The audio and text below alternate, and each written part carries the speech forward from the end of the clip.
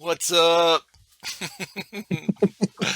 We've already been talking, just so anyone watching and listening, we've already been talking for, I don't know, 20 minutes or something, but waiting on everyone to join. But welcome, guys. Thank you for Thank you having for us. having us. Yeah, welcome to the fifth or sixth episode of the Backspin, monthly Backspin. Hell yeah.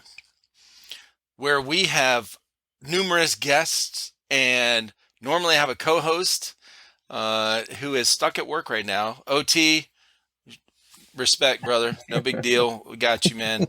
We'll get you on the next one. This is what happens when. So anyone watching or listening in the future, if y'all are going to be on here, this is just a part of the process.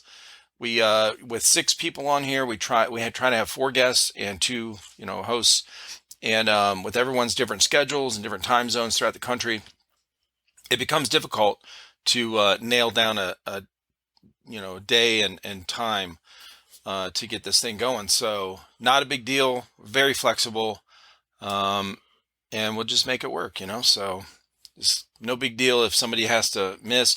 Nicco is actually supposed to be on here tonight too. He's in the UK. He's 5 hours ahead of us, so it's very late for him right now, and he's got a bunch of stuff going on. So Nicco, I appreciate you hitting us back, letting us know what's going on and everything. So I'll get those guys on in the UK. I'll get them on a separate Backspin. We'll have the UK version of the Backspin. Hell yeah.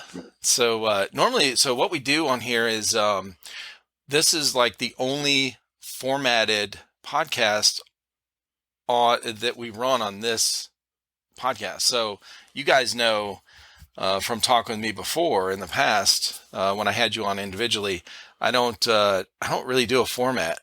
I don't know what I'm doing most of the time. So, but I know I love people. I love meeting people. I love hearing you guys' stories. So we turn the mics on, I hit record, and I say, "What's up?" And then we just start talking. So this particular one, the Backspin,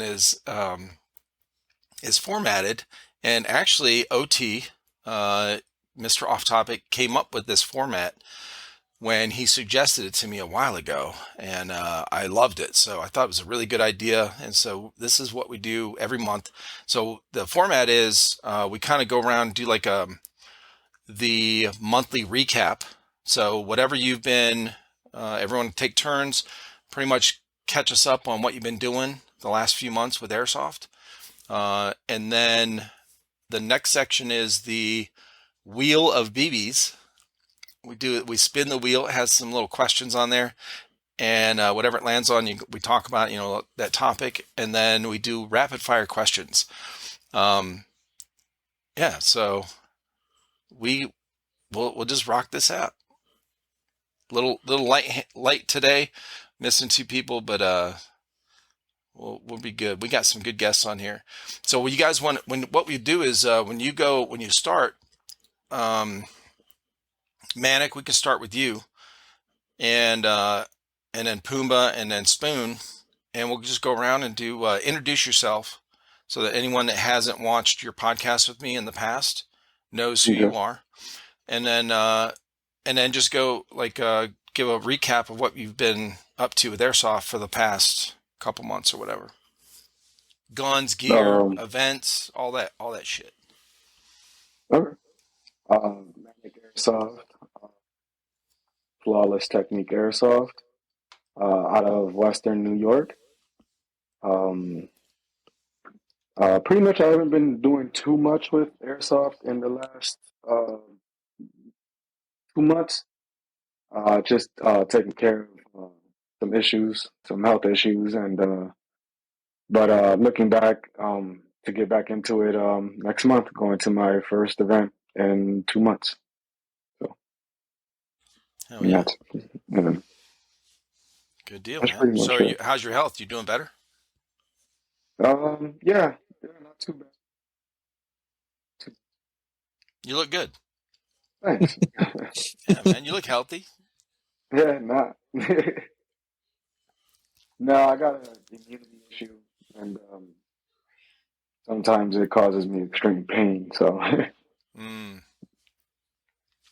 Gotcha. trying to get it under control. I hear you. Good deal, man. Well, I'm glad to have you here, bro. Yeah, thank you. Brian. All right. I'm I guess call sign Pumba. Real name's Brian. From Middle Tennessee. Play on Praetorian Airsoft. Based out of Nashville Airsoft. But haven't done a whole lot last few months. Last big trip we had was Rhode Island for EA Fest. It was an amazing event. Kind of wrapped up my year, so I've been taking a little bit of a break from traveling and whatnot. Made it back out last weekend for the first time this year for ShotZone for their first SXL tournament of the year. Had a good time and looking forward to kind of kicking the year off now and get started with that. We're I think looking at maybe possibly bringing in some of the SXL rule base and stuff for Nashville to change things up and whatnot. So we're going to ref a few tournaments this year to try to help out and try to grow Nashville a little bit more, make it more of a maybe a hub for some tournaments and whatnot. But I guess that's it. Just rambling. Did you see so you said you guys trying to do the NSL kind of? SXL. It's Shot Zone's Oh. rule set. It's kind of Okay. I think he kind of pulled from like some stuff from SpeakQB. He pulled a bit from NSL, stuff like that. It's a little more. I'm trying to think of the word. Went blank when I say it. It's a little more intense as far as the rules go, as far as like the consequences for having like uh, an unintentional call where normally you would just get pulled with these rule sets, which I think NSL is the same way. Yeah. You have two people pulled, so you get pulled and another player gets pulled. So because you didn't unintentional, you lose two players because of that. I think an intentional or a major, they pull three, Now stuff like that. what's an unintentional? Like they think you got hit and really didn't realize it. Like if they think you didn't realize you got hit, that's unintentional. You get like a Uh face shot and you just keep going. They're like that's an intentional, of course. But oh, I gotcha. uh, and then they do Un a like a round robin type of roster. mm, So instead of traveling like we traveled almost 5 hours to Shot Zone, yep. instead of playing like having a bad day, you play two games and you have a bad day, you lose both Mm-hmm. games and you're out. It's round robin. So you have a top bracket and a bottom bracket, and Yep. so each bracket plays themselves. So top bracket plays everybody in the top bracket, bottom bracket plays everybody in the bottom bracket, and the top two Yeah. come from each. So I mean, we placed fourth, so we made it to the finals. So we got to play like 7 games, I think it was something like that. Right. Where I mean, you've been having a bad day, you do it. You get it's like makes you like you get your money's worth, especially if you're traveling for a tournament. Yeah. It's I feel like Yeah, it's a better experience because you get to actually play. Like I said, you have a bad day, go in and lose 2 games in a row, and you're done after you spent that You money and the know, time. the first time I heard about that was I mean, I've heard about that, like these tournaments like that where, Yeah, double elimination kind of thing. But the first time that I realized, oh, that could be an issue was when I was talking with Michael, who runs Biohazard. He's in charge, he started Biohazard Airsoft but out in Cali, and he runs, he started KWA Tactical League. And so they host tournaments, Speedsoft. And same thing. He said the exact same thing. He said, when we first started, we did the double elimination thing. And then we realized, some of these people traveled like 4, 5, 6 hours and then they're out. Like yeah, they lost the first 2 games and they're done for the whole day. And, Speedsoft, those games can go really quick. yeah, And yeah, so it really sucks for somebody to travel that far, the prep, the travel, the getting all your gear there and shit, and then you're all excited, and then you lose your first 2 games, and now you just stand around and watch. yeah, Like, it's really not fun. So they did the same thing. They yeah, made it to where every team was guaranteed minimum of 4 games, the way they set it up, and then yeah, if you win or whatever. But most teams played a lot more than that. yeah, But yeah, that could be a real issue, man, especially with the travel thing that is probably the biggest yeah, part. I mean, even if you're not even if it's 30 minutes away from you and you go there and you lose the first 2 games and you're done in like an hour, yeah. like fuck, man, now what? It's that that's Like, at least that's not as bad. Like you travel. I mean, if you travel, some of these guys are traveling 6, 7, 8 hours. Some yeah, some more. but to Right. travel that much and you have the hotel and all that, and then to go in and go out the first 2 games. That now on the flip side, it's a lot longer day. Yeah. I want to say last June, I think, was his first time trying that format, and he was trying. He's played with the round limits now. So like I think the first time we did, I think it was 12 minutes we had total. So you could go as fast as you wanted to. You could take time to reload in between if you wanted to, but you had 12 minutes to do whatever, and you get 6, 7, 8 games in. But that was a long day. We had, I can't remember how many teams we had at that one, but it was doors opened at 8 and we left about 10:30 that night. Holy Like shit, it was stupid long. bro. So he's played with the time frames and he's really got it narrowed down now. We had 12 teams last weekend, and I think we got out of there. We started doors opened at 8. And I think we were done and out by, I want to say 6:30. Yeah. Still a long day, but and you're not playing nonstop. It's you'll play like every like 30, 45 minutes, depending on how the roster works. Sometimes it's longer, sometimes a little bit quicker, but so you get rested. It's a flip side of that too, because sometimes you get a long break and you're going back in cold. Or like I think we had played 3 times to Nebula. We finally played Nebula, so they came in well rested but also cold, and we went in, with 2 games already been played. The guy was a little wore out and a little warmed up, but they got us, of course. But Oh, did they? I was gonna ask you more. yeah, Nebula. We went against them again in the finals, and stupid rules got us. One of the guys, his foot wasn't touching the barrier on the breakout, and he didn't realize it was an inflatable and it curves. So he had the back of his leg touching, and he thought it was enough. And when he took off, they pulled him and one more guy for What? that. And then it's because Explain this rule. So it's like having a false start. If you So what? Yeah. So I don't know what most any of that. most places we play at, they have hard barriers, like just a wall, and you just want to put your foot against the wall and your gun. Yeah, that's what I've seen. And when they say go, of course you go. This was a round inflatable, and so Why would you start from that? I don't understand how this field would be set up. It's just normal. It's instead of having a starting a wall, he has 2 inflatables on each end that you start off of. Huh. Like tubes, and they've got it's set up more like paintball now. It's you hit a buzzer now instead of hanging a flag there, so it's more like a paintball style setup. Oh.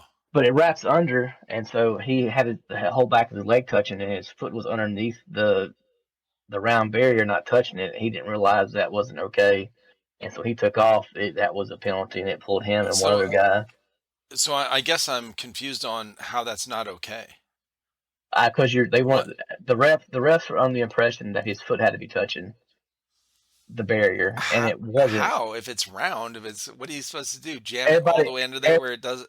They were doing. They had their foot kind of standing straight up, back up against it, or to the side of it, or something. But Ethan got that straightened out. He fixed that one pretty quick. We had a few teams that had the same issue, and then we had one. You're not supposed to move a barrier, and they're inflatables. And one of our guys, we could have tied with Nebula the second round, and he come around, and I don't know what he was thinking, but I think the moment he kind of went to push himself around the barrier, and the barrier was super light, and so it moved. He didn't, and it lifted up and dropped in the same spot, but they thought it had moved, and so they called us. They called for that, so that pulled him and one guy out, and we had one guy left in after him, so it pulled both of our last guys out, and they were going for they had one guy on Nebula left, and they were going for him. But stuff like that. I mean, it was the end of the day. We had a good time. We weren't sour about it. Sure. Ethan's got a great field and doing a great thing. So right. Yeah. I mean, those things are whenever they implement different rules or stricter rules or any kind of rules, like it takes time to implement because the refs have to. You can learn it. Like, hey, from now on, this is the new rule. If somebody's telling the ref, hey, they're the foot has to be touching the thing. Like, you could say that he doesn't, in his mind, Ethan's mind, he's like, his legs touching is fine. I mean, that's kind of what I meant, but and I think this guy's going, you get the rep that's like, oh, no, your foot, your foot wasn't touching. But last month was NSL, and I think that really kind of got his refs kind of in their head because they were super strenuous on those. I think they were super hard on his refs. The Mm-hmm. NSL refs were. Mhm. And he said that it kind of got in their heads. I think they were a little Oh, more skittish about the calls. They were right. calling some stuff that probably shouldn't have been called, but they were scared not to call it. And Okay. I get that. I'd rather err on the side of the caution than call it. And Yeah. you pull away Well, from you know, something you moving think the barrier happens. thing too. Somebody was telling me about. I think it was Speedsoft Luke or whatever.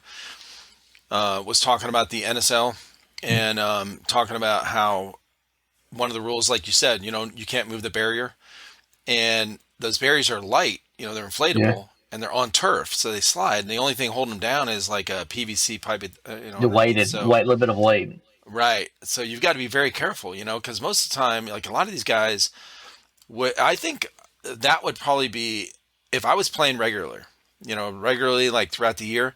If I was practicing at a field that had hard structures or hard barriers, and I go to something like that, and you're used to sliding into the barrier, you're used to peeking, leaning on it, leaning on the left side or the right side of it, pushing it kind of with your, up, pushing your gun up against it, man. And then you go to that.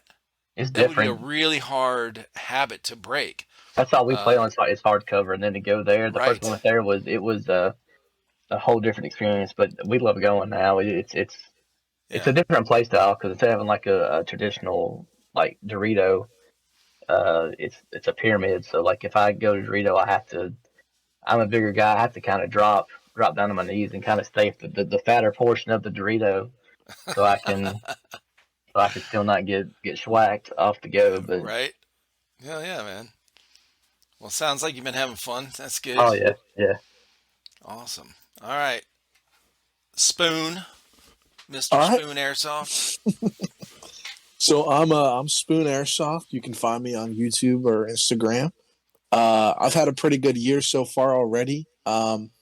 Started off by going to the Goon Squad tour at Bing Field, so I got to meet up with Hell Yeah and OT and a whole bunch of guys like both Airsoft dads and a couple people from Jokers and Chaos came down too. Oh, So nice. that was a good time. We ran with some people. My video just dropped it yesterday. So if you haven't already checked it out, people watching, go check it out right now. I will go check it out. I did not watch it yet. I will. It's good. It's 25 minutes though, so make sure you have some time. No, but after that, me and my team, we went up to the NSL tournament. We didn't play in it at all, but we were just there to hang out with the guys, and we got to try out ShotZone's new field, ShotZone Counter-Strike, which is it's just down the road, and it's an old storage area that they cut down a bunch of the walls, added a whole bunch of shit. So it's really close quarters CQB, so it's a lot of fun. I haven't played So wait a minute. CQB before. So I don't know. So ShotZone has ShotZone Indy, Mm-hmm. where the NSL tournament was at with the turf and the inflatables we were just talking about, and then they open up a second one. Yeah, it's literally just down the street. Oh. Like it's like a 5-minute walk max. Okay. Is that in your video? It's gonna be in the next video I gotta put out.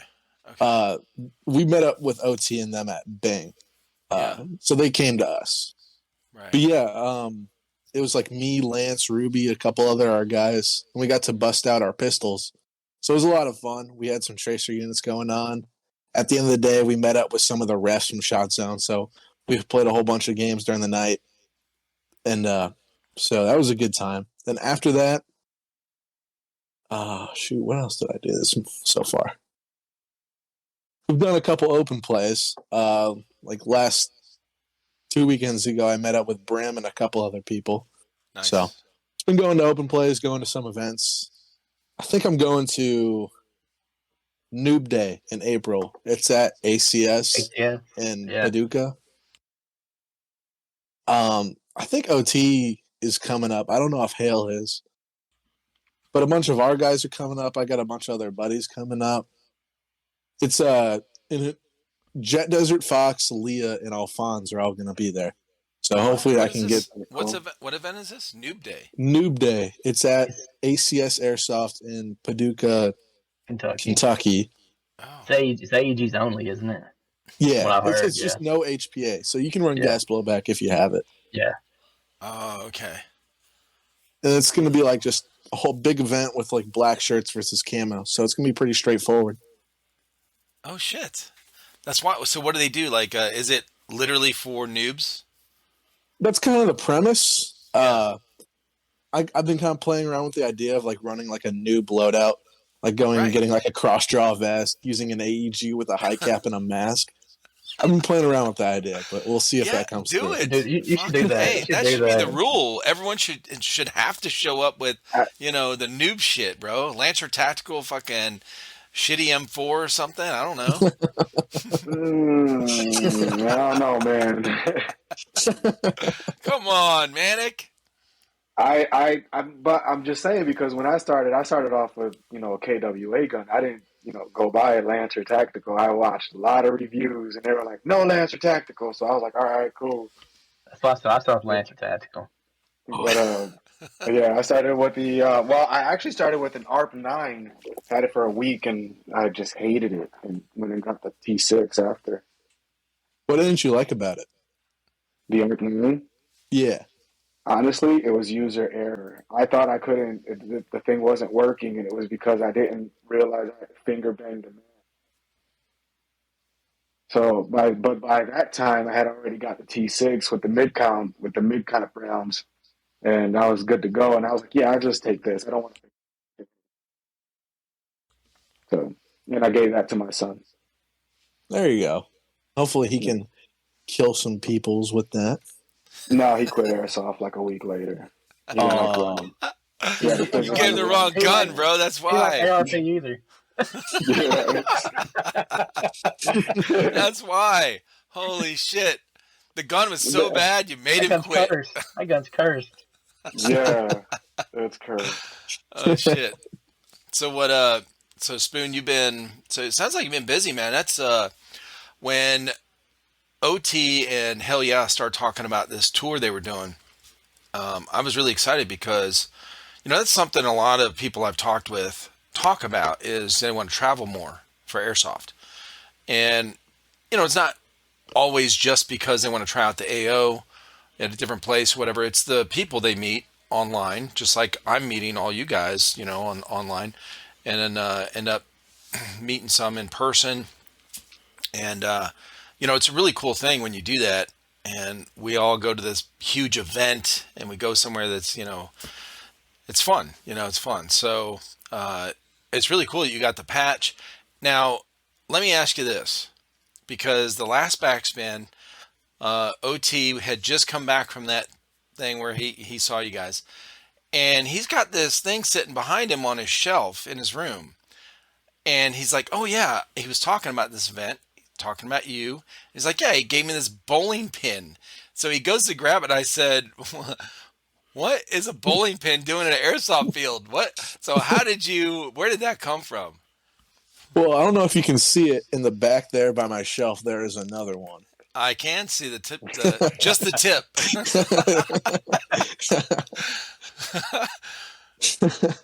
So there's like a bowling alley like 2 miles away from my house. And me and my buddy, we just got our cars, so we have nothing better to do than just to drive around to fucking random places. And they were remodeling the bowling alley at the time. And, we were just doing some dumb shit. So they had a giant dumpster there. And I went to go check inside. And there was hundreds of bowling pins. Like, they just got them all in stock, I guess, new ones. Holy shit. I went inside, asked the manager. I was like, can I take some of these bowling pins? And I snagged like 10 of them. So I still have a couple. But, yeah, that's the backstory for the bowling pin. That is cool, man. I kind of it's a really odd thing. When I was growing up, like guys when we would go out on a Friday night or something, we were in high school, we're looking to get in trouble. That's how it is. And it's smashing mailboxes, right? And you drive down the road with a baseball bat in the back of a pickup truck, and on a back road somewhere, and you hit the mailboxes. And then there was stealing a street sign, whether it's a yield sign or mostly like the best ones were the stop signs, right? We always wanted to get a stop sign and hang it in our bedroom. And so you had to put it like behind a poster or something because your parents would be like bitching you out because you stole this thing. But yeah, that was Yeah, always because it's the a felony. right. Exactly. So um so yeah, we'd do shit like that. So the bowling pin thing is kind of cool that it's this iconic piece that really doesn't have a place inside a room, just like a stop sign or whatever. But it looks cool, especially you guys signed it too, right? Yeah, so I won his giveaway, his 800 subscriber giveaway, and he gave me the Tommy gun, the mobster style with the drum mag. Fuck So I yeah, was that like, thing's I have to awesome. give him something back, and I was just packing up all my airsoft stuff in my garage, and I just saw that bowling pin lying there, and a light bulb went off in my head. You may have started a trend, man, for real. Hell I yeah. told him he has to get it signed by everyone he meets. That's fucking cool. I know. Yeah, he said that on the Backspin. I was like, man, I think Ruby has this giant Yeah. fucking. So I was like, bro, you're gonna run out of space real fast. Oh yeah, I might have to give him Yeah, another one. We'll see Uh-huh. for next season. Oh, that's funny. Oh yeah, cool, man. no, it's fun. Well, I have not played airsoft in the last couple months. In fact, I haven't done a mystery box unboxing. I haven't done a review like our channel. Our channel started out with unboxings and reviews. I haven't done either in the last year. Okay, so all I've done is talk to you all in the last year about your all's experiences. But yeah, so it's been fun though. It's been really fun. And Pumba, I've been following these the NSL tournaments. I'm really liking the format, Yeah. and I kind of like that it's um, strict with the time. That timer, bro. That Yeah. shit is like there is there the first weekend they had it. There were a lot of teams that were getting caught with that countdown timer because they didn't have their defense on the field or ready or whatever. If these teams aren't used to playing like that with that timer, that they're they need to step it up with figuring that shit out. And it's a different kind of format, but I've been liking that, like the speed soft stuff, really getting into. And I think that it was a good change for me because when I started learn about all this airsoft stuff, it was my sons were all into mil sims. They don't really they played some indoor here and there, but they don't really like it that much. They like the 3-day mil sims, that like going out, getting away and hanging out for 3 days, and just the whole experience of it. And that's what I was used to, and those were most of the videos I was watching for as far as gameplay goes. But recently, since I started talking with different people that do the Speedsoft stuff, it's really cool, man. I like learning all the different spectrum of airsoft between the Speedsoft, Milsim, and then everything in between. Yeah. And then there's cosplay that like cosplay type of events, which are really cool as well. So. But yeah, I've my airsoft thing for the past couple months has been this right here. Nothing wrong with Yeah. that. Nah, man, I'm really enjoying it. It's been fun. Well, let's go There you to. Like, Oh, you're good, man. Your GoPro. it just decided to go nuts for some reason. I don't know what happened. Yeah, right. I don't We know were what's talking going about some stuff it didn't like and Yeah, turned off. It overheated. maybe. I have no idea. So I'm gonna bring up. I got this. The Wheel of BBs ready to go. So I'm going to share the screen for you guys. You might have to click on, watch stream or whatever to see it. And we'll bring that up, and then, all right, I just shared it. So if you see something, it might come up automatically, it might not. So Mine we'll says start. just watch. We'll start with Pumba, And if you can't see it, I'll read it off for you. All right, so y'all see it? Yeah. Yes, I see it. Okay. So it landed on 1v1 who? So who would you want a 1v1? I don't know. Houdini. I figured you were going to say either him or somebody from Nebula. Okay. Hell yeah. Spoon? Ooh, so I'm gonna have to go with my buddy call sign Lance because of all the 1v1s that have happened. It has not happened between us, and we've been talking about doing a special style 1v1 where we go shirtless Oh, shit. and where we have our gun in our holster. We have to run up to our mags that are 10 feet apart, load the mag, cock the gun, and then start shooting. So that's I probably like my that. dream for now. Yes, I sir. like that setup. Hell yeah. Okay. Hey, Spoon, are you under 30? Yes. Yes. Okay.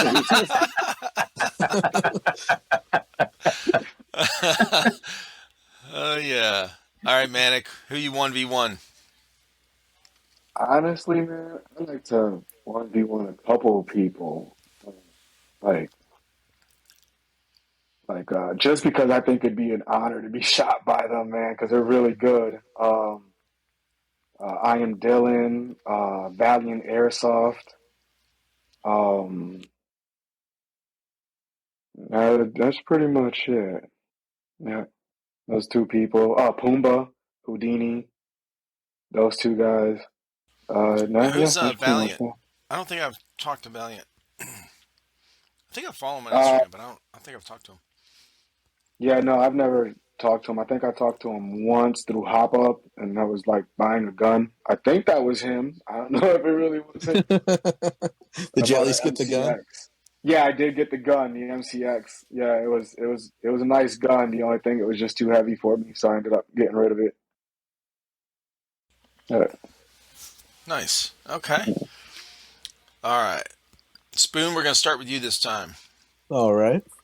Spinning again. Oh, shit. I forgot to change this again. Hold on. I want a 1v1 trifecta airsoft. There we go. There we go. All right. So this is, so I can't, the way this thing's set up, I can't fit all the wording in here. So this is 2023. The exciting event is what it says. So what that means is, what is the event you're most excited about coming up this year? Ooh, I know I already talked about Noob Day. I'd probably say that's the one I'm most excited about, but I'll give a different answer for the sake of the podcast. So around May, I think we're going to go up to Chicago again and link up with Air Soft Dad. And so Mike? we're going to go to, Mike. And we're going to go to PBX again, hopefully play Nuketown. And then Nice. I think Black Ops Airsoft. So I'm pretty excited about that. I think we're linking up with like Yeah. Gorilla Gun Club and them too. Oh shit, nice. Shout out Yep, Taco I'll be there for and that. Swervo. Yes. Hell Ooh, okay. We'll see you there, shit, man. Manik's gonna be there too. Yeah. Okay. Well, Yeah, I think it's speaking like an of that, hour flight. what's Manik? Is that yours as well? The one you're excited No, I mean, I'm excited about that too a lot, yeah, but I got to give a different answer now because he gave that one. about? So what's your answer? I got Otherworld Milsim next month, and I'm going to do the helicopter ride. Ooh. Oh I'm shit! going to go rain down on some people. What? That's in Albrightsville, Pennsylvania. Yeah, man, if you guys never been to an Otherworld Milsim event, man, Paul puts on a fucking show, man. What's it called now? Another World? Otherworld. Otherworld Airsoft event. No, Otherworld Milsim. Otherworld Milsim. Yeah. I'll get it right here in a second. Okay. He's just like airsoft, another BB shotting place. Yes. Yeah, exactly. That's it. So where's that at? In Pennsylvania? Yeah, he's hosting it at Skirmish Airsoft USA. Or Skirmish Paintball USA, it's called. Oh shit. Okay. That place is pretty big, man. The place Really? is huge. Yeah, it's like seven football fields with different fields in them. Right. So you're gonna be doing a helicopter. Is this the first time you said you're doing a No, this is the helicopter? second time. Okay. The first time I was a little unprepared. I didn't have my camera set up. I didn't even have BBs. I was actually walking off the field to Oh, go yeah, you get talked about BBs. that. That's Yeah, right. And and somebody said, he was "Hey, like, "Yeah, get on the helicopter." You're like, "Oh, okay, yep, pretty much, yeah." And I was that's scared, right." No very shit, scared. right? I Oh yeah, think I you was said holding on the on. Like, podcast when you and I talked, you were like, "I don't think I would have gone if it wouldn't have been that spur of the moment. Like, if I would have thought yeah, about it if I would have known ahead of time and thought about it, I would have been, like, oh man, I don't want to do this. But it was like right now, like, oh yeah, here, yep, here you go. It's your turn. hmm Okay. This time I'm planning on doing it, so I'm gonna be better prepared. I've been on a couple more flights since then. I haven't freaked out except for like last month. But other than that, it was like the plane just Did you dropped a have little bit. I was like, oh my turbulence? god. Yeah. Yeah. They're reaching for stuff that's not there. I Grab just don't like the head of flying, the man. hair or the hair of the person next to you and like, ah. I try to keep flights under 5 hours. Oh, dude. Yeah, no shit, right? Those seats are so fucking cramped anyway. Yeah. Oh yeah. Okay. Well, that sounds fun, man. I'm looking forward to Mhm. that. Pumba, what you got, bro? I have to say EA Fest again. That was Hell yeah. it was the event last year, so it's kind of got me looking forward to it again this year. Yeah. Yeah. That was fun. Yeah, Yeah, that yeah. sounds. They really spoiled me on fields and events, and that was it's an awesome location, and the people were great. So it was a amazing event to go to. You know what's crazy about that place is like 30,000 square feet and they're not even done Yeah, they were like building it expanding when we were out. leaving. Yeah, they were Like, expanding when we yeah, were like leaving. there's still more space that hasn't even been. Place is huge, dude. Like I was running around, I was lost. I was like, where is the other team? I was like, oh, Yeah, there's a whole other side. But yeah, man, that place is dope. I like it. Yeah, it's definitely a big event. All right. That food truck was dope, man. The Oh, the dude, that who hot was lobster talking roll was about that? amazing. Yeah, that somebody that recently was talking about the food truck there. I think it was Honey Badger. Probably. yeah. Yeah, I got the Hell hot yeah. lobster roll. I never had one. I was gonna try, and that was, oh my god, it was good. What was it now? The A the lobster A roll? hot lobster roll is what it was called, Yeah. mm. and it was so good. You didn't get I the never pulled pork cone? I didn't. I got that and one of the hot dogs. I can't remember which one it was. It was expensive. I think I got the hot dog, one of the hot dogs and the lobster roll, and I got Houdini two, the hot dogs and two drinks. It was like $50, but it was Yeah. good. Mm. But it was good. It was an experience. You know, you pay for the experience. Right. That's Yeah. how I see it, I guess. But it was good. It was really good. And plus, So a lobster roll, is that like what is that? some kind So, of. I mean, I'm sure it's some kind of mixture they have with lobster in it. I'm not sure what the base is, but it's lobster and he has some is it kind like a of a little wrap? bit spicy. Well, it's Like a like a hoagie sushi? bun type of thing, like a little bun Oh, it's okay. in. Yeah, Yeah, yeah. it's supposed to be like shredded lobster, like in some type Oh, of like okay. cream sauce and like Yeah, a hot dog yeah, roll. You know, yeah. So it was real It was spicy. it's good. it wasn't that it really wasn't that spicy. I'm not sure why it Okay. was called hot lobster roll. Maybe because it was warmed up. I guess maybe I'm not really sure, Right. but it was good. Hell yeah. Okay. Well, I'm going to spin this thing again, but I think it's going to land on. Look, okay. So you look, could have you you could know have what it spanked the is. picks out, Manik. There's a setting in here. Hold on, hold on. There's a setting in here. This is good. Going down the list on who I'm going to There's a one setting on in here one. that removes one of these when Taco. I want after you spin it. Um, I just can't remember where it's at. Okay, so look, I'll just read it off. So dream location. Pumbaa, you go first. So this Oh, I is got on the. so dream location is so anywhere in the world. Doesn't have to be an airsoft field. that's already established. It could be any place on the planet. Okay. Well, anywhere in the universe, because somebody last time said the moon or whatever. So, okay. You put a spot. Watch your BB float away. Actually, what was that? Wouldn't it what go game was fast? that? Like, Was it Halo or something, or that had the zero grav mode? Was it Halo 3 or something? Had zero grav. You could play in that map that was zero gravity. You're jumping like fucking flying around. It's a long time ago. Okay, it was one of the shooters. All right. Was it one of Call of Duty? Sitting here trying to like really think like an actual like in the physics of in the world, would it actually gain speed? Because like like even a dime like could like break part of a shuttle, like go through it or damage pieces of it if it hits it. So I'm like wondering like if you shoot it out of an AEG at 400 feet per second, but it'd have to probably go around something like to get that gravitational swing. Honestly, I think see like this is what happens an airsoft gun. I think an airsoft gun that was an AEG or HPA. Well, I don't know about HPA. I don't think it would work on the moon. I don't think anyone would. Because it has to have air to propel it. And there's resistance in air.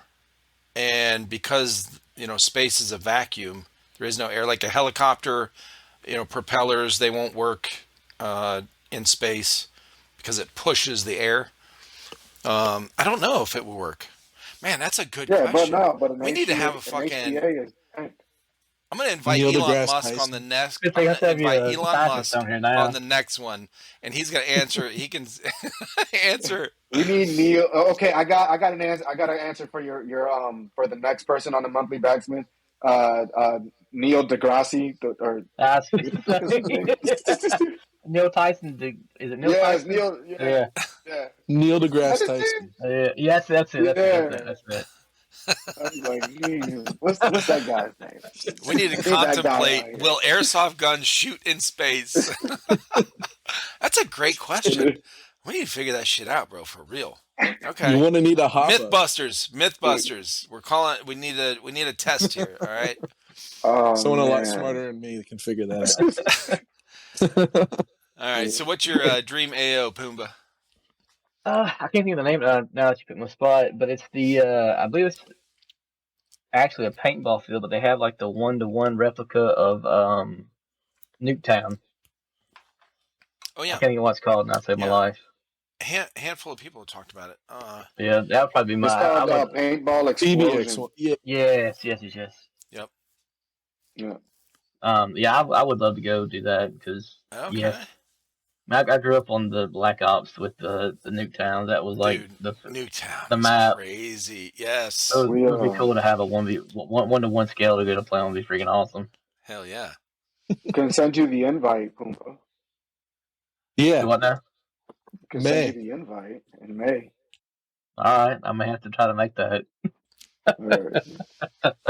All right, Manik, what's your dream location? The train. Like, it doesn't have to be moving, but just like a train for like a CQB, like a really long train. Like I think that would be fun. Yeah, fuck yeah, dude. Metro and everything around it, like within a couple of meters outside of it, on top, inside, just the train, not moving, obviously, for safety reasons, but like a really long, like a nice Amtrak train or something like that, like an old school combustible. There's been plenty of train derailments in the last 6 months. So there'll probably be some abandoned trains on the side of the tracks that, somebody will start a field at somewhere, that'd be cool as shit. I don't think so, man. It'd be kind of like, did somebody die here? Like, I don't know if I want to play right there. Like, you're looking at a blood stain like, ooh, I don't know if I want to hide behind this structure. Yeah. No, man, they just play paintball here. It's okay. Just paint. That sounds cool, though, man. Train. Yeah, I think a train. All right, what about you, Spoon? Ooh, that's a good question. So, on one hand, I'd love to play in like Hawaii. That'd be dope. But if I had to pick like a specific map, I'm gonna have to go with like Terminal from MW2 or MW3. Yeah. Like you could have a plane involved, the airport too. Right. That'd be a fun little AO spot. Hell yeah. That would be cool. That would be cool. I'd do that. I'd be down for that one. Dude, an airport, just any airport in general, for airsoft would be fucking nuts. If you had like the outside and inside of the terminals, and then like an abandoned plane, like a 747 out there, that would be like part of the AO and shit. That'd be cool as hell.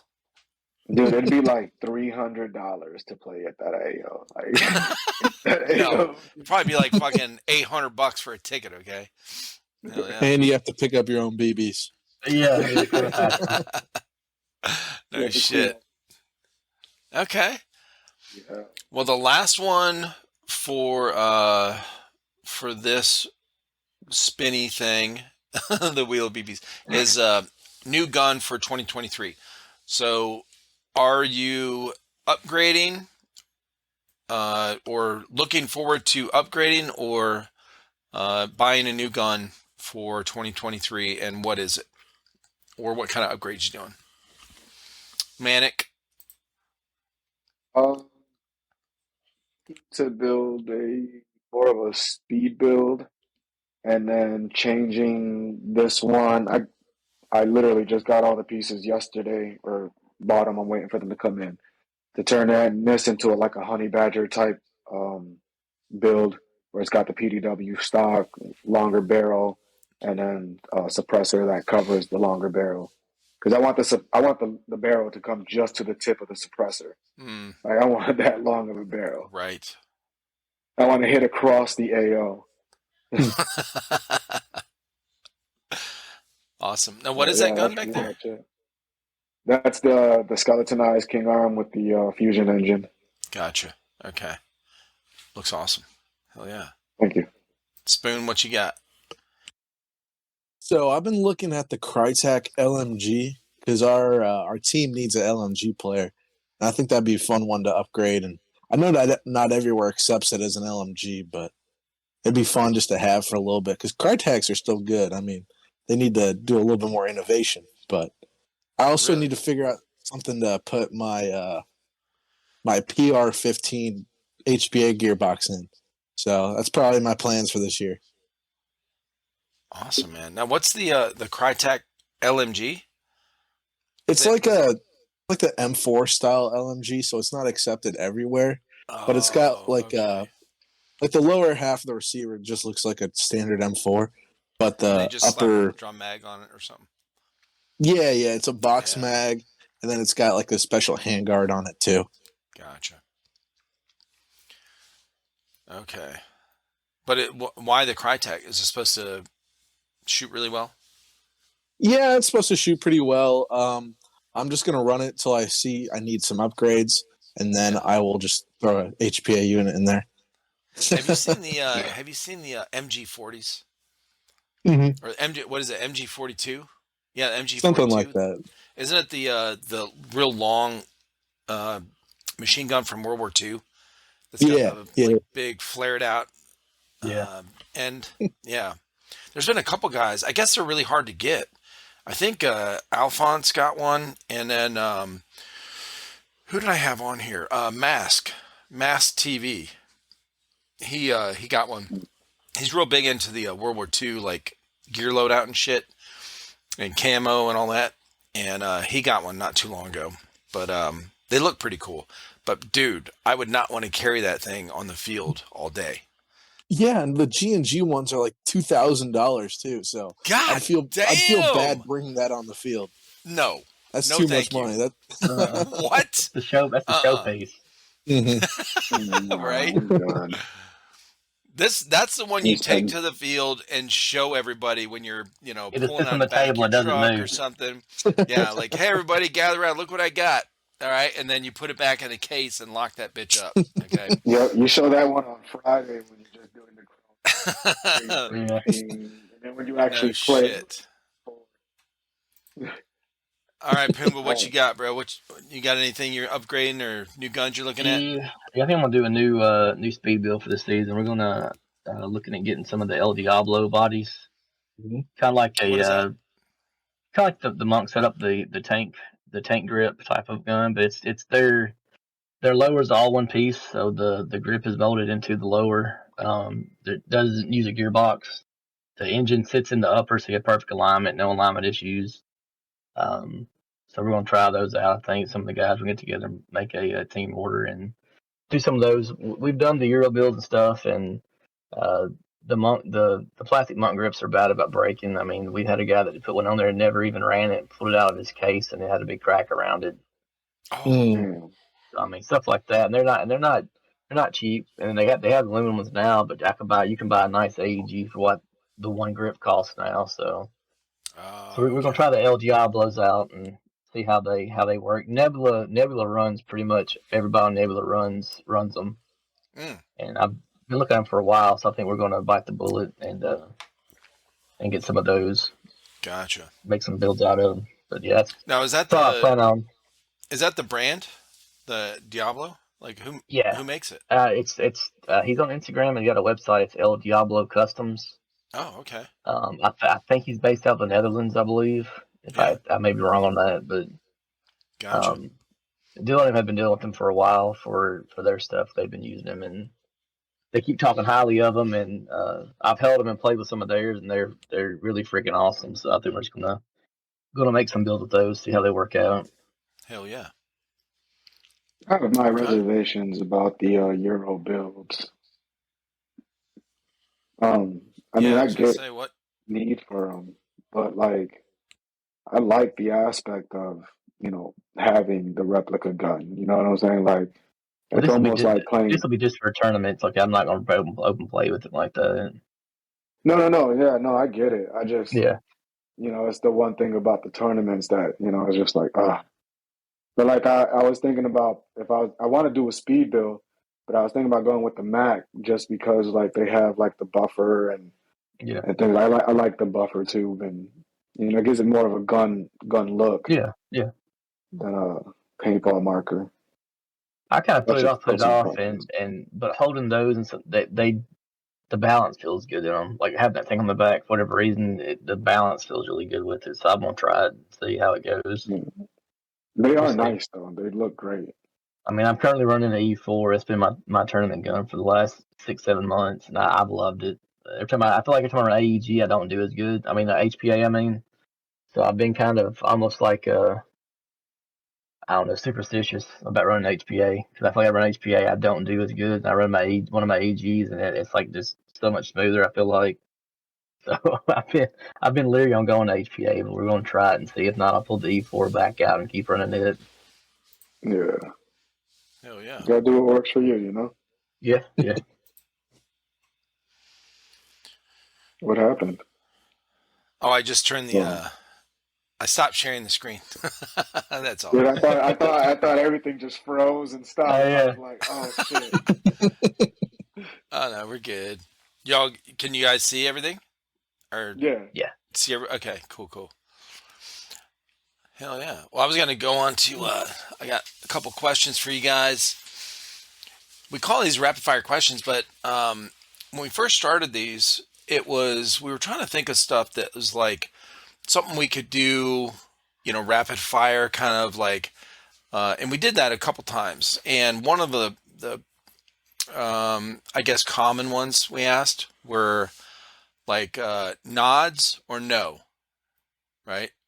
Um, so we'd say NVGs or no, go. And so they'd go around, and I think we had actually Brim and Lance on that one where we said that, and it's fun. But when you get a different group of people together that play different styles of gameplay, like if when we had Dylan and a couple people on that, who did we have on one of them that was like, oh, when we had Kicking Mustang on, like he's a sniper. We had a sniper. Then we had King Lobo. Okay, he plays Manik. Of course, you know him. so like mostly speed soft stuff, like nods are not a thing. So that question is not really, so we had to kind of come up with some different things. So I've got a couple questions for you guys. I guess they're not technically rapid fire, but that's okay. They'll start some conversation. All right, so Pumba, we'll start with you. Would you like to be a famous airsofter? I really don't think so. I'm not a crowd person. Like I have fun doing it and doing the videos, but I'm not big on being up in front of people and stuff like that. So I don't know. I mean, I deep down, I mean, part of me is yes, but I think a major part of me would say no. I'm just not. Now, remember, you wouldn't have to be in front of the camera to be a famous Okay. airsofter, Okay. because there's Technically. so let's say Kicking Mustang, right? His Yeah. videos, you don't ever really see him Yeah. too much. You're right. Obviously, the whole point is not to see him Yeah. when he's dressed up, but but he's doing his gameplay footage from his GoPro, and then he's doing a voiceover. Yeah.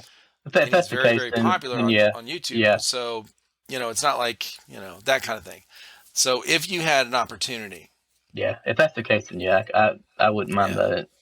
because you have a YouTube channel, right? I do. Yeah. I haven't posted in a while, but yes, I do. Right. Yeah. If it'd be kind of cool though if you went to the field and people were like, "Oh, I think are you Pumbaa?" And your channel has like 2 million subs, and you're like, Yeah. "Yeah, that's me." Yeah. Yeah. That would be nice. That would be nice. Hell yeah. Okay. Spoon, what about you? Would you like to be a famous airsofter? I kind of agree with Pumbaa. I don't know if I'd like to be the upper echelon. It'd be cool to get some perks from it though, like get some big sponsorships, Yeah. all that jazz. But yeah, I feel like that'd be a bit too much social shit to have to do. Like I like talking to the boys and meeting new people, but not when they already know everything about you. Not when like all that they just want to get a signature and a photo. Like I'm trying to actually talk to people, not just have them come up to me. Right. Yeah, I know, right?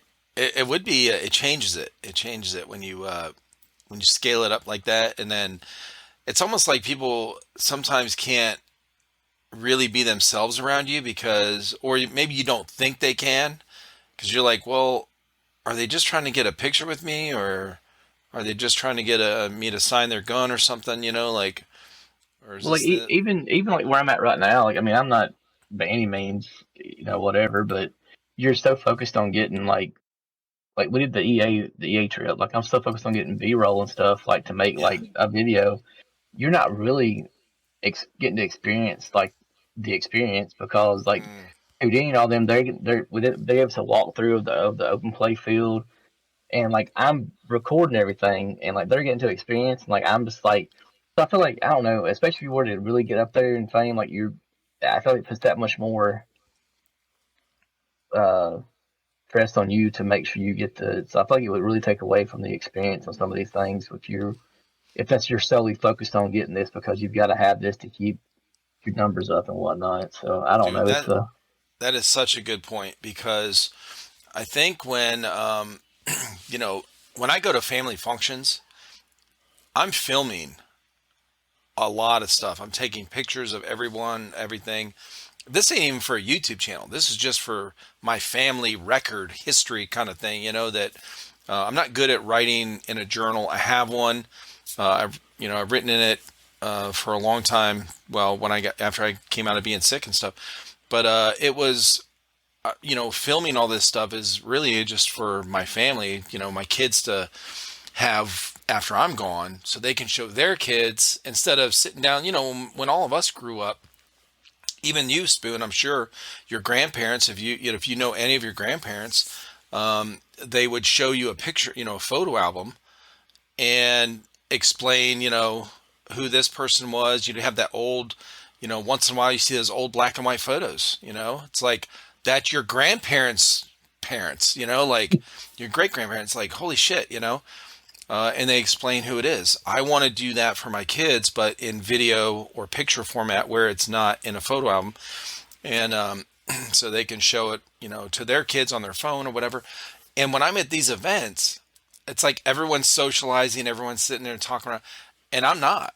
Mm-mm. I'm walking around, I'm drinking, I have a beer in one hand and my phone in the other, and I'm filming, so it really does, Pumba. That's a great point, because when you go, there's got to be a way to enjoy and live in the moment and enjoy it and enjoy being around everyone and experience that whole experience without having to focus on being the cameraman, right? Yeah. Like it's your job.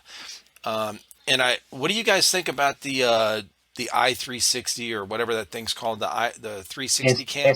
It's a 360. Yeah. So they put, people put it on their Mhm. shoulder or whatever. And if you could put something like that on, because you can put a GoPro on your head when you're walking around somewhere, but it does have a wide view, but that 360 cam gets everything. So you would, Okay. if you could have it on in a way that you don't know it's there, you forget about it, and you just click go, and it records all day. You don't have to worry about batteries. It's not like Yeah. it doesn't take away from your experience at the event you're at or at the place you're at to get the B-roll stuff. What do you think about something like that? That would be helpful. So you can actually kind of focus on what's going on and not focus on what you're trying to do. Just Yeah, looking at the camera all the time. right. Have you Be guys kind of ever a. just Oh, go ahead? I was gonna say that'd be kind of a bitch to edit. Yeah, Going through all 360 degrees, trying to find a cool frame, seeing what's happening. dude. Yeah, I guess anything. Yeah, there's no easy way. There's no easy way. It is, if you're trying to put out some kind of content, it's definitely, it's not easy. That's the cross you bear, I guess, when you're famous. Or do these, I don't know if if these do this, but do those 360 cams have the Wi-Fi thing built in like GoPros do, where you could go live from the cam? I'm not sure. I don't Yeah. know. Do they, Manik? They Have you? should, yeah, because they were they're right after. So yeah, What they is it should now? have the Wi-Fi. Yeah, it I should believe have they're it. like a Okay. GoPro 10. They should have the Wi-Fi because the GoPro 8 has the Wi-Fi. One after that Yeah. feature. Okay. Yeah, that could be an option. All right. Well, Manik, what do you think? You want to be a famous airsofter? Yes, the famous. I want to be the Bill Gates of air. No, I'm just joking. I don't like The people all that famous, much. the most I, famous. I We actually all knew what he meant. not a big people No, I person. love it. The famous. Yes. The most famous. Yeah, I can't no. I don't mind, talking to people here and there and stuff like that. And I'm actually pretty friendly. Yeah. I can't. Yeah, no. That's Well, too much. People like coming up to you and saying hello and all the time. You're just trying to enjoy the moment, and I get it. I mean, I get it. I've definitely said hello to a couple people who the YouTubes, but I didn't I think the answer really live in. is having a camera crew and an Yeah. editing crew that handles your channel, that Download handles all something. the videos. Yeah, that's what we need. Okay. So if we could have that, would we want to be a famous airsoft or a famous airsofter? Yes, because you can go do your thing, hang out with people, talk to people, have fun, enjoy the whole experience when you're there, and you don't even have to think about it. You got camera crew that knows what they're doing, right? They're trained in this shit. They get good angles. They get in there with the mic when you're talking with somebody. They get good audio, and then they go back and edit the shit, and you don't have to fucking worry about it. That would be the dream right there. That's the Honestly, dream. Yeah. I think that's a fucking dream right now, bro. For real. I want somebody to edit my shit, okay? Honestly, man, I think about it like this. Like, it takes me a long time to get ready anyways. Now trying to put cameras on my gun, to make sure the angles are all good, putting the scope cam, then putting the backwards cam facing you, then getting the GoPro footage, then putting the 360 right here like an antenna. Like no. Like there's a lot I know, involved. dude. It's so much. It's so much. Well, when you start your own channel and you start editing your own stuff, you start filming and editing and all that stuff, especially gameplay stuff with the GoPros, you got battery, things, you got to figure out how to record longer and not overheat your camera and your battery, whatever. Like it is, for me, and I wasn't even out there doing it. I was just handling this part. When we started encountering these issues, I was like, bro, I have mad respect for YouTube channels that put out consistent content, especially gameplay stuff, where they have 8 hours of footage to go through to edit and like, dude, kudos And then to try to type anyone. that down into a watchable video. Right. Because like, Yeah. I would used to make videos and like they'd be like, it wouldn't be a big event. There was so much that happened, and it'd be like 25 minutes long. I'm like, that's too long for what this is. Yeah. Like Mhm. it's like a day at Nashville or something. It's like a mill sim. So you have to like whittle it down, and you're like you're trying to keep it to where it still flows. And YouTube kind of burnt me out. I have more fun with the Instagram videos now, honestly, so I can kind of put any music I want to them, and it doesn't usually ding me for anything. So Right. I have a little more fun with YouTube, Instagram, honestly now with the videos. I've kind of slacked Yeah. off on YouTube, but Yeah. No shit. Right. Yeah, I kind of like just use my favorite moments because I'll videotape, 8 hours worth of gameplay, but just get like the best kills or the best moments because a lot of times it's me walking, going, "This is a long fucking walk. Oh my god, this is bullshit. Jesus Christ. Oh my god, I forgot to reload my mags. Oh, hit, Oh shit. hit." Right. That's funny. Hell I, yeah. You don't load. I want to do a video one time where it's just that. It's not any like actual like gameplay. It's just Just you get hit. as soon as you walk out, you're hit right back to spawn. Just I want to do one of those one day. So no actual like me shooting, it's me getting shot or nothing going to plan. The average Yeah, airsoft that's the experience. worst, dude. Oh my god. Especially like during like pub games or whatever, and you're just like you get off a rip and you're just like hit and you come back and hit. Like, what am I doing wrong? Like So I think I'm gonna go played the other way. Hit. we played some open play a couple weeks ago at Nashville, and it was just I really didn't want to go, but all the guys were going, so I was like, I'll go. So we kind of fiddle for it around. I played 2 games, and it was packed. It was a packed day, and I don't think I shot a single person either game. Like it was just stupid. Like it wasn't I was getting shot either, but like I just want to do a video and just of me doing absolutely nothing, just walking around the field talking to myself and not shooting a soul. Oh Just shit. It's like when you're there, you're like, oh yeah, it was a pretty good day. I had fun, and then you go back and watch your video. You're like, what the fuck? This is boring as shit. yeah. That's funny, man. Hell yeah. That's that living in the moment, man. Because that's all like really that's all you're really thinking about is just the airsoft. You ain't thinking about your job, you ain't thinking about your family, I mean, Yeah. they're there, but they're Gosh, like man. back here Oh yeah. somewhere, That's your getaway. Yeah. Absolutely. Yeah, man, for sure. Well, that's what on last month's episode we talked about. I can't remember how it came up, but Kiki Mustang was talking about that, where somebody mentioned something about a HPA or something like that, and he was like, "No, man, I don't really like them there. I like bolt actions. I like gas blowback rifles. I like something that's that feels like you're doing something, right? It feels like you feel it, or you have to do this motion. He's like it's visceral. It's it looks good on camera, but it feels good when you're playing. Like you have to, these AEGs with 500 round high kappa mag, whatever, or a high cap mag. It's like it's just it's very boring, honestly, as far as like shooting it, and as far as the shooting part of the gun, compared to like a gas blowback rifle or a like what he uses, the sniper and stuff. So he's like, no, it's too,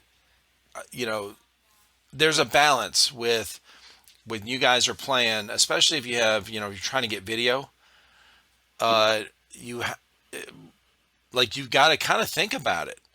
Like some part during the day, you've got to think about, hey, I haven't gotten any action kind of video. I need to get some kind of, even if you do something that's just, okay, it's not my norm, right? But you do something that is good for the video part, where you can show somebody later, like even if you don't put it on your YouTube channel, you just show somebody later, like, hey, here's what I did today. Look at this cool part, It's a 30-second piece of you running from this barrier to this barrier, just double, two pistols just going, or whatever, akimbo style.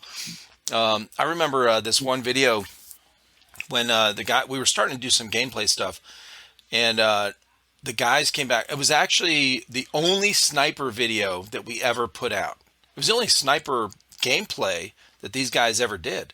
My son Chris took a VSR 10. Is that what it's called? I think so. Bolt action sniper, something we got in a mystery box. He put a new spring in it. That was it. And a little bit heavier spring, and it shot good. It was decent. But he took that, his pistol, and I signed up as a sniper, went to this gameplay, and he played. And when he came back, it was one of the most fun videos for me to edit compared to the other gameplay stuff. And it was really because of that scope cam and the action of the gun. Because all the other videos, these guys, we had 3 of them playing. They all had GoPros. They all had scope cams, even on their, regular AGs and stuff. And when I would watch it, even when they were shooting, and I could see where they were shooting, like they're peeking around a corner, and I could capture their scope cam stuff. I could see who they were shooting at, behind a Humvee or whatever. It still wasn't as exciting as when I edited that sniper video, where it's just something fun about it. But towards the end of the video, there was one point where he ran from this one barrier to another, and it was all in the woods. It was outdoor. And he ran out of BBs in his sniper or something like that. So he pulled his pistol and just started running and gunning. And he has GoPro. All I had, obviously there's no scope cam on the pistol, but his GoPro, all you could see was from like here forward, and then the ground. It was tilted a little down. So you could see and it was a gas blowback pistol. So I slowed it down in slow motion, and you could see this puff of gas coming out every time, he's shooting, and he's got gloves on and stuff. It looked really cool. You couldn't see who he was shooting at, but it was just one of those, it was really fun.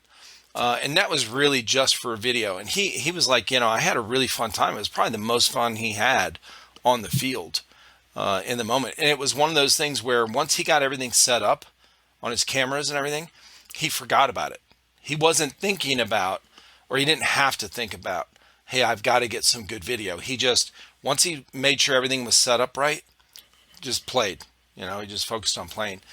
That's a hard balance, though. It's a really hard balance to get when you're trying to create content and you're trying to enjoy playing that day, Yeah, for sure. The problem with gas blowback is it's not reliable, man. You'll be playing and then like, oh, that's great. Get out of mag. Put in another one to do. Oh, great. There's another one. Well, they're not. I don't think they're really consistent, right? Isn't that the biggest problem with gas blowbacks? Is like pistols? No, they're not. They're consistent. No, I'm talking about rifles. They're consistent. I mean, your shot's gonna get there, and they shoot really well. It's just you're gonna have leaks everywhere. It's Yeah. like owning a BMW. Just And the weather is a big factor too. Oh, dude, before speaking of that, we live in South Carolina. We've been here 15 years. Before that, we grew up in Northeast Ohio. Well, BMW was like, "Ooh, wow. That's like, almost like Mercedes, But until we moved down here, there's the biggest US BMW plant is here like 30 minutes away in Duncan, South Carolina.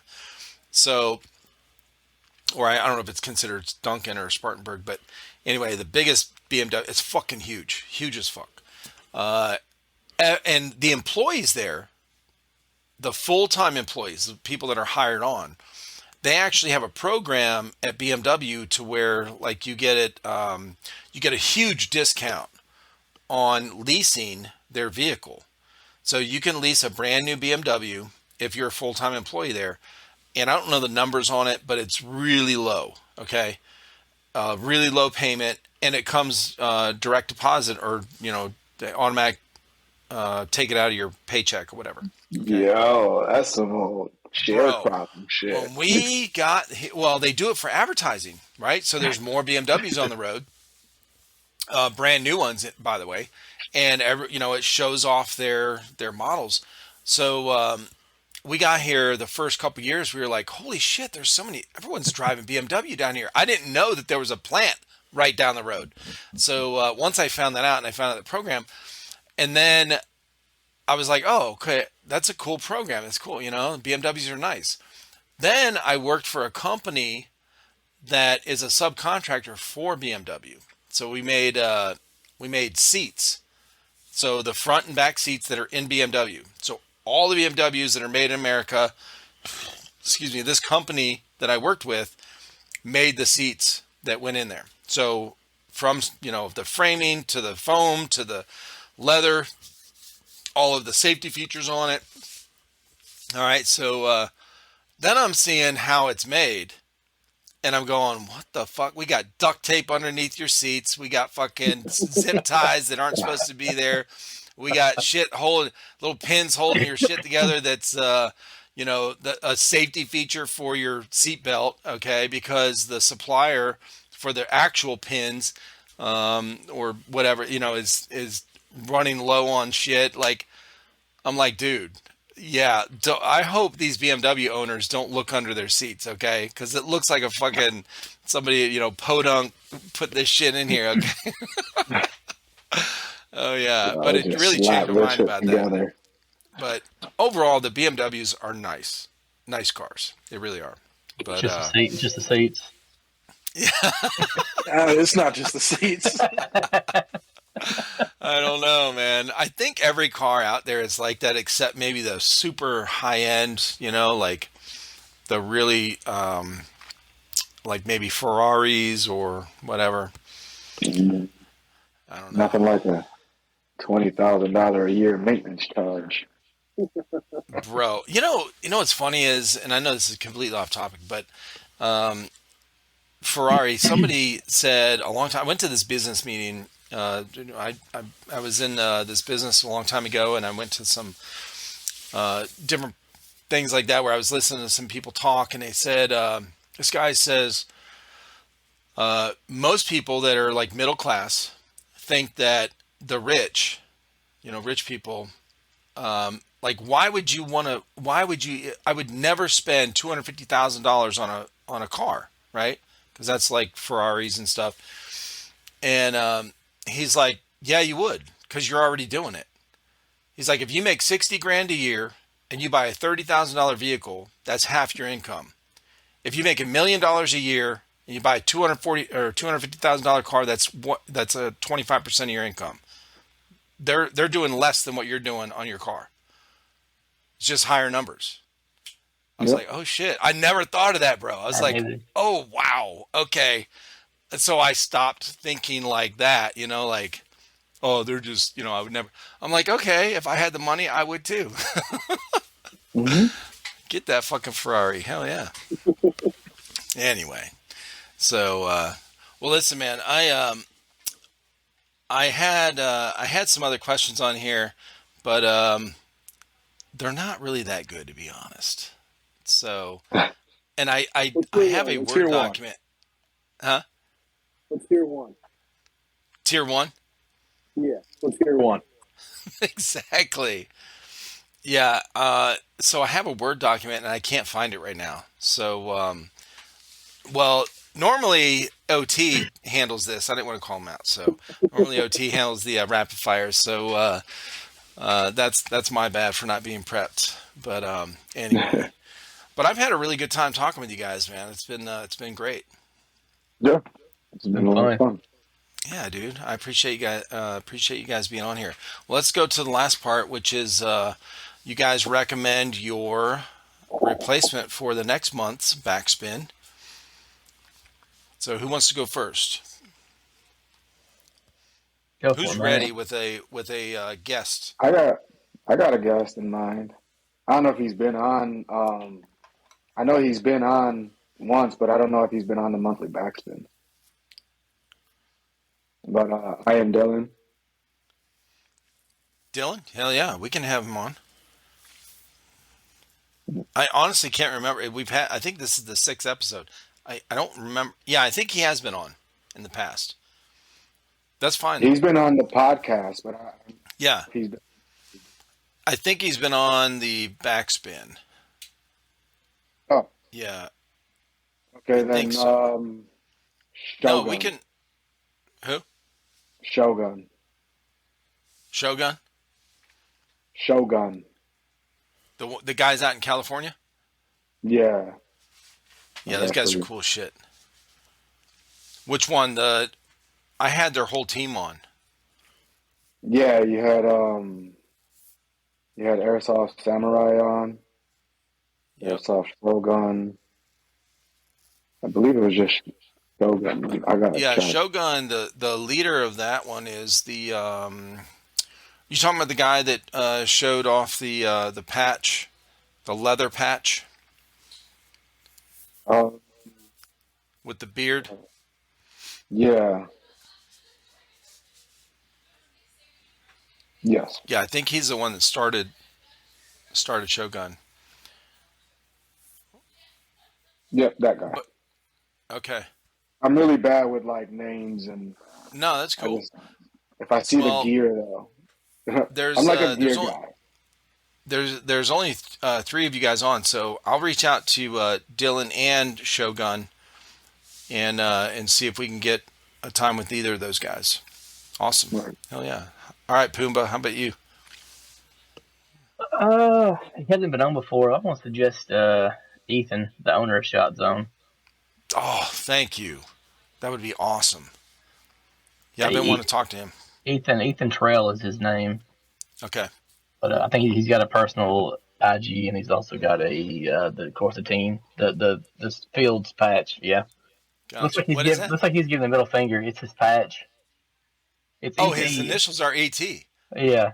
Oh, that's awesome. Looks like he gives you the finger, but he's only got 2 fingers. So that's awesome. Okay. Hell yeah, Ethan. All right. Who you got, Spoon?